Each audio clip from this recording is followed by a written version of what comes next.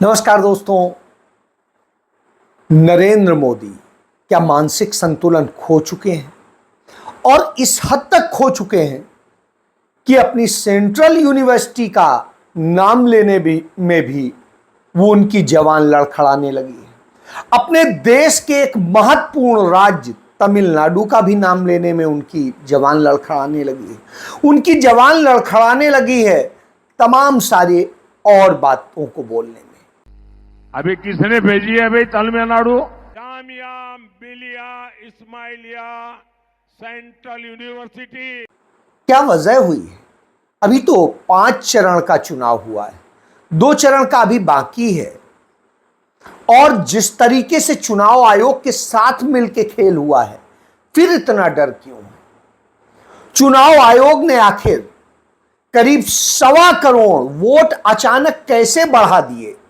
वो वोट भूत ने डाल दिए, वो वोट कहां से आ गए? कमोबेश इस तरह की स्थितियां हैं। इस चुनाव में बिना लोगों की वोटिंग किए ही वोटिंग प्रतिशत बढ़ता जा रहा है। नहीं समझे ना? यही कोई नहीं समझ पा रहा है कि आखिर ये मामला है क्या। जब कई लोग वोट देने ही नहीं जा रहे हैं तो अचानक से वोटिंग प्रतिशत में वृद्धि कैसे होती जा रही है? आंकड़ा 1-2 हजार का होता तो समझ आता, यहाँ तो सीधे सीधे करोड़ वोटों का अंतर है। दरअसल देश में बढ़ा हुआ वोटिंग प्रतिशत एक गंभीर मामला बन चुका है। पहले जो फाइनल वोटिंग प्रतिशत 24 घंटे में आ जाता था, उसे जारी करने में इलेक्शन कमीशन 11 दिन का टाइम ले रहा है। आइए इसकी कहानी बताते हैं। लोकसभा चुनाव में 4 चरणों में 543 लोकसभा सीटों में से 379 पर वोटिंग हुई। जैसे आंध्र प्रदेश में वोटिंग की रात को आंकड़ा रहता है 76.5%, मगर जब चुनाव आयोग डेटा अपलोड करता है तो ये आंकड़ा हो जाता है 80.7%, यानी कि 4.2% की बढ़त। ऐसे में महाराष्ट्र में भी 60.5% रहता है और बाद में ये आंकड़ा हो जाता है 62.9%, यानी कि 2.4% की बढ़त। मणिपुर में भी पहले वोटिंग प्रतिशत का आंकड़ा था 72.5%। जब अपडेट हुआ तो यहाँ भी 5.7% की बढ़त के साथ वोटिंग प्रतिशत पहुँच गया 78.2%। सभी राज्यों के आंकड़े मिला ले तो वोटिंग की रात आंकड़ा था 65.4%, और जब ये आंकड़े अपडेट हुए तो जादू से 66.9% पर पहुँच गए। अगर वोटों के हिसाब से देखें तो ये संख्या 1.07 करोड़ वोटों तक पहुंच जाती है, यानी कि प्रत्येक लोकसभा सीट पर करीब 28,000 वोटों की वृद्धि। ये आंकड़े लोगों के मन में शक पैदा करते हैं, साथ ही निष्पक्ष चुनाव प्रक्रिया पर सवाल भी खड़े करते हैं। Association for democratic reforms (ADR) ने इस मामले में सुप्रीम कोर्ट में याचिका डाली, जिसके बाद सुप्रीम कोर्ट ने चुनाव आयोग से 24 मई तक जवाब देने को कहा है। हम बार बार कह रहे हैं कि ये चुनाव देश में लोकतंत्र और संविधान बचाने का चुनाव, और हम इसे बचाने के लिए लड़ते रहेंगे। जवाब जो दिया है ये बड़ा अजीबोगरीब है। क्या है जवाब? सुप्रीम कोर्ट में जो दाखिल किया है चुनाव आयोग ने जवाब, वो पारदर्शिता के लिए नहीं बल्कि जनता से पर्दा करने के लिए जवाब लगता है। सुप्रीम कोर्ट के सामने मांग बड़ी सरल है, बड़ी सीधी है।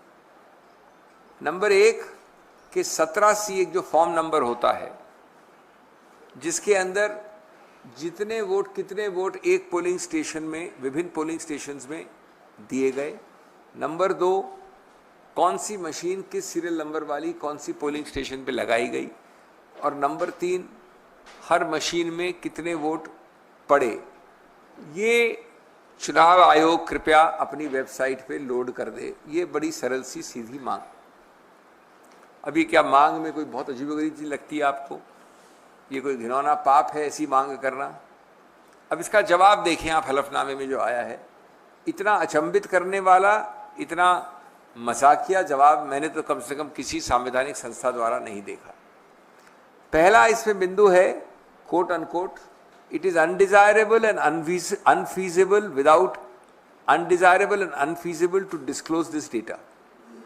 ये अनडिजायरेबल और अनफीजिबल उनके शब्द हैं।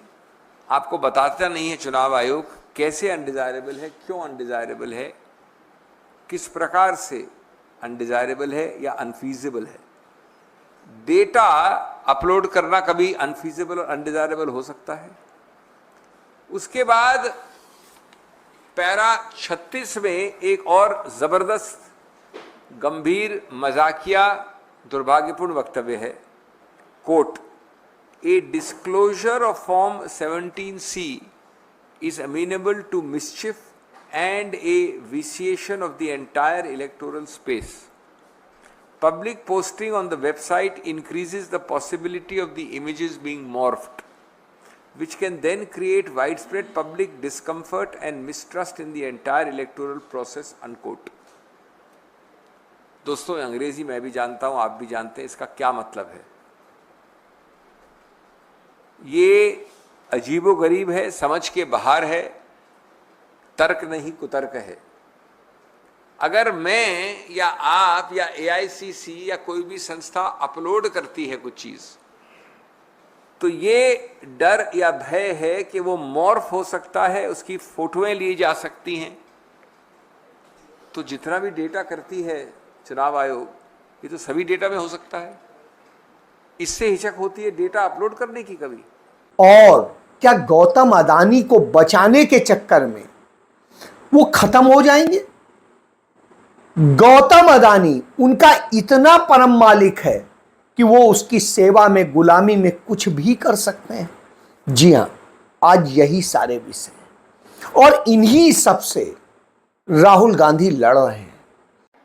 नरेंद्र मोदी जी ने अंबानी को पैसा दिया, अदानी को पैसा दिया। उन्होंने इस पैसे को लंदन में खर्च किया, अमेरिका में खर्च किया, दुबई में खर्च किया।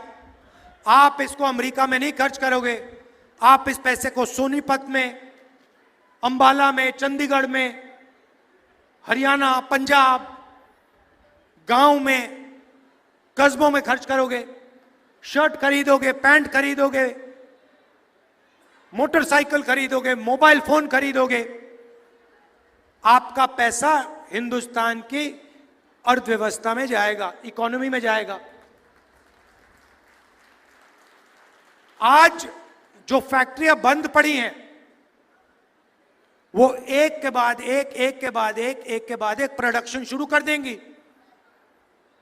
आपके पैसे से, आपके खरीदने से उनका प्रोडक्ट मार्केट में चलने लगेगा, फैक्ट्रियां चालू हो जाएंगी और हरियाणा के युवा, सोनीपत के युवाओं को उन्हीं फैक्ट्री में रोजगार मिलना शुरू हो जाएगा।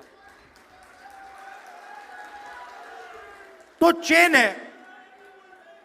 है। हम आपके जेब में पैसा डाल रहे हैं, आप माल खरीदोगे, इकोनॉमी शुरू होगी, अर्थव्यवस्था चालू होगी, फैक्ट्रियां चालू होंगी और आप ही को उनकी फैक्ट्रियों में, उन्हीं फैक्ट्रियों में रोजगार मिलेगा।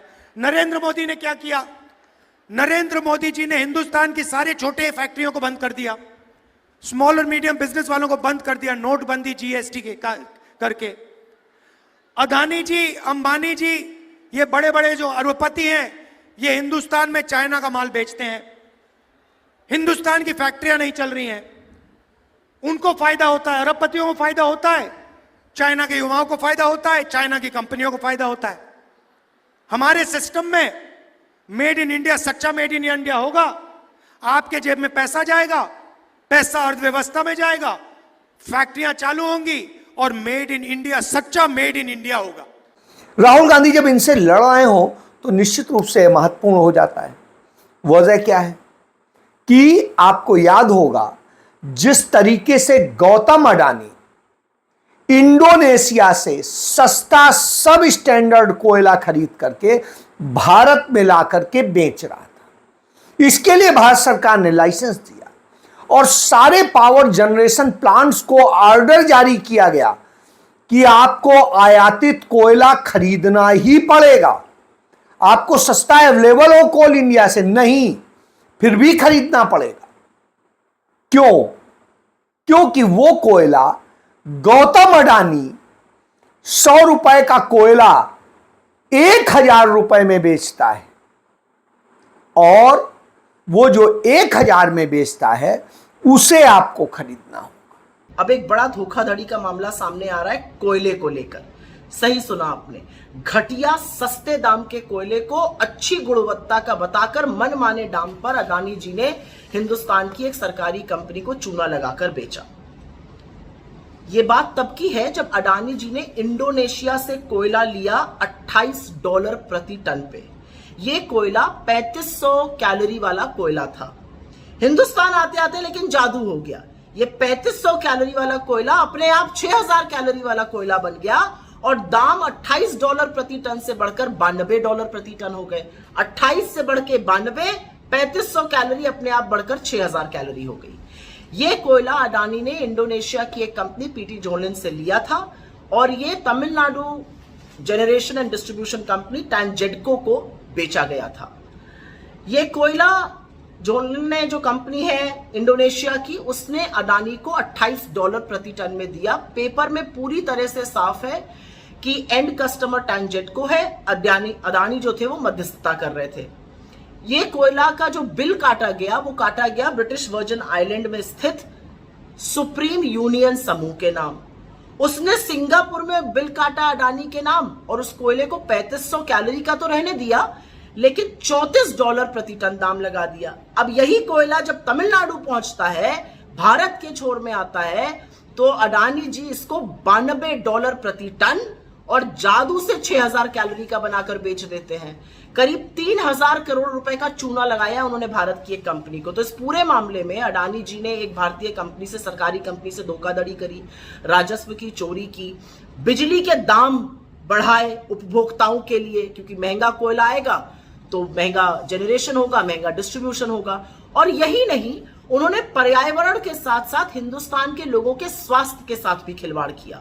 करीब 22 लाख लोगों की हिंदुस्तान में वायु प्रदूषण से हर साल मौत होती है, जिसमें से ज्यादातर बच्चे।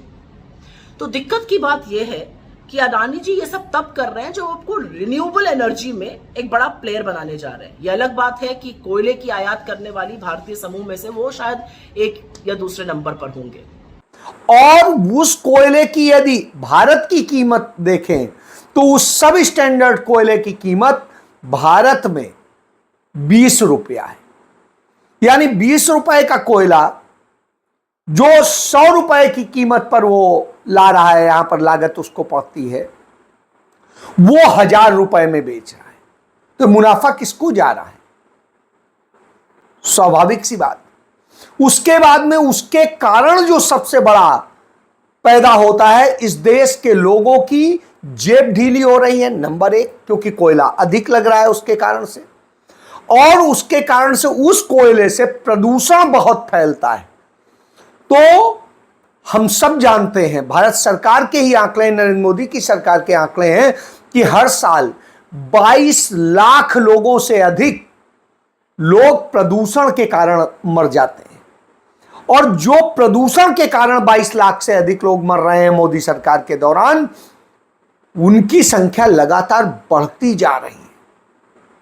तो आप समझिए कि 7-8 साल में क्या स्थिति नरेंद्र मोदी ने करी है, कितने लोग मर गए, अनुमान लगा लीजिए। तो मौत के मुंह में ढकेलने का काम किया है आपके परिवार के।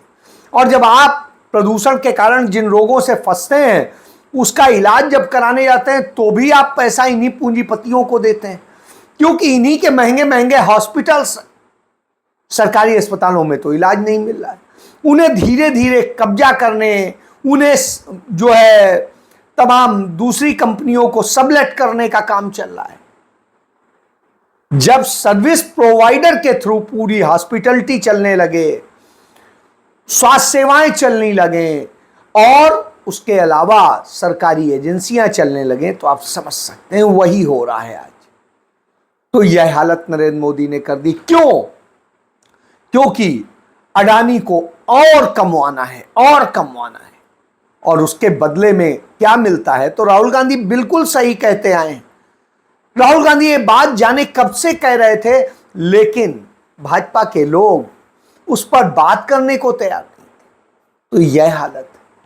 दूसरा, नरेंद्र मोदी अब चिल्लाने लगे हैं कि किस तरीके से कांग्रेस आ गई सरकार में तो आपके खाते जब्त कर लेगी, उनसे सारा पैसा निकाल लेगी और न जाने क्या कर लेगी। आपके बैंक खाते बंद करा देंगे, उसका पैसा छीन लेंगे। मोदी ने हर गांव में बिजली पहुंचाई, ये आपके घर में बिजली कनेक्शन कटा के फिर अंधेरा कर देंगे। मोदी घर घर पानी पहुंचा रहा है। सपा कांग्रेस वाले आपके घर की पानी की टोंटी भी खोल के ले जाएंगे। भाई 55 साल तो इस देश के लोगों ने सरकारें देखी हैं, जब देश के लोगों के पास में बैंक भी नहीं होते थे, खाते भी नहीं होते थे। बैंक में आपको बैंकों का राष्ट्रीयकरण करके उन्हें आपकी बैंक बनाने का काम कांग्रेस ने किया, आपके खाते खुलवाने का काम कांग्रेस ने किया, आपका धन सुरक्षित करने का काम कांग्रेस ने किया, और बैंकों में जमा धन का पूरी तरीके से सुरक्षित है इसकी गारंटी कांग्रेस सरकार ने ली थी। आपने तो वो भी हटा दी कि बैंकों से यदि पैसा चला जाए तो आप उसमें चिंदी देंगे। इससे आप समझ सकते हैं कि आपने तो उल्टा लुटवाने का काम किया है। लॉकर से पैसा गायब होने लगा है और बहुत कुछ होने लगा है, तमाम जेवरात गायब होने लगे हैं। ये आप ही के समय में हुआ है, किसी और के समय में नहीं। तो इस तरह की दशा है। जब इस तरह की दशा हो, स्वाभाविक सी बात है लोगों की अपनी समस्याएं हो सकती। तो आज आप इस हद तक आ गए, इस हद तक आ गए हैं कि झूठे किस तरीके से आप साजिशें रचते हैं हर चुनाव के समय में। कहीं मेल आ जाता है कि हम इसको उड़ा देंगे, कहीं आ जाता है कि हम ये कर देंगे, कहीं आतंकी पकड़ लेंगे, कहीं कुछ कर लेंगे, और होता क्या है? नथिंग। आज तक पुलवामा के कातिलों का आप पता नहीं लगा सके, उस साजिश का पता नहीं लगा सके, और 5 साल से ज्यादा हो चुके हैं, और यहां आप लोगों को मूर्ख बना रहे हैं कि 4 लोग आएंगे और वो देश को दहला देंगे। तो ये आपकी साजिशें अब काम नहीं कर रही। जब साजिशें काम नहीं करती तो आप हकलाने लगते हैं, और तब आप अपने आप को देव पुरुष बताने लगते हैं, दिव्य पुरुष बताने लगते हैं। तब आप बताते हैं परमात्मा ने ही मुझे किसी काम के लिए भेजा है, किसी पर्पज के लिए भेजा है, और वो ही मुझसे ये पर्पज की पूर्ति के लिए दिशा भी देता है, शिक्षा भी देता है, सामर्थ्य भी देता है, ऊर्जा भी देता है, प्रेरणा भी देता है। तो शायद कोई दैवी शक्ति कहो, कोई ईश्वरीय शक्ति कहो, उसके बिना ये सब संभव नहीं है। तो मैं तो उसी के हवाले हूं कि आप तो प्रकट हुए थे, आप तो देवता हैं, आप दैवी शक्ति हैं, अवतार हैं। गजब की स्थिति है। आप वो प्राकृतिक तरीके से पैदा नहीं हुए जैसे दुनिया पैदा होती है। तो आप पता नहीं कैसे पैदा हुए, भगवान जाने। अब क्या समझ में नहीं आता। आपने माँ को पैदा किया है, माँ ने आपको पैदा किया, समझ में नहीं आता। आप तो जो हैं।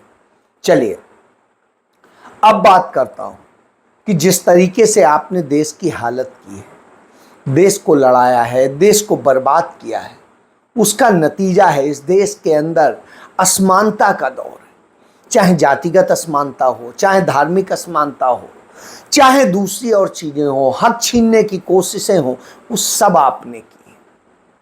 और जब आपने वो सब की होंगी तो निश्चित रूप से आपको तकलीफ होती है। क्यों? क्योंकि राहुल गांधी समानता की बात करते हैं, बंधुता की बात करते हैं, एक दूसरे को जोड़ने की बात करते हैं। यही आपका डर है, इसलिए आप साजिशें रचते हैं, आप तमाम खेल करते हैं। बहरहाल आपके खेल अब एक्सपोज होने लगे हैं। जब एक्सपोज होने लगे हैं, जनता खुल के आपके खिलाफ वोटिंग कर रही है, तब आप फिर साजिश रचते हैं, चुनाव आयोग के साथ मिलकर रचते हैं, जो चुनाव आयोग एक्सटेंडेड भारतीय जनता पार्टी है। वो चुनाव के फाइनल आंकड़े जारी नहीं कर रहा है, जो कि 24 घंटे में कर दिया करता था मतदान के, और वो जारी नहीं कर रहा है, नहीं बता रहा है। और अचानक जब वो जारी करता है 11 दिन बाद में, भारी दबाव के बाद, तो 1.25 करोड़ वोट बढ़ा देता है कि 1.25 करोड़ वोट और पड़े थे। आज तक तो ऐसा नहीं हुआ था, अब ये अचानक होने लगा है। या तो मशीनें बदली जा रही, या फिर मशीनों में भूत आकर के वोट डाल दे रहे हैं, और वो भूत भाजपाई भूत, और या फिर वैसी ही कहानी है कि एक व्यक्ति जो है वहां पर बैठा 8-8 वोट डाल रहा होता है। तो ये सारे खेल आज सामने। ऐसी स्थिति में लोकतंत्र को बचाने की, डेमोक्रेसी को बचाने की लड़ाई है, संविधान को बचाने की लड़ाई है, वह लड़ाई लड़ी जा रही। तो उस लड़ाई से आप डरते हैं। आपको डर लगता है कि यदि समानता हो गई, सब कुछ हो गया, तो आपका यह नैरेटिव कैसे चलेगा। समस्या यहां, इसलिए आप हकलाने लगे, बौखलाने लगे। जय हिंद।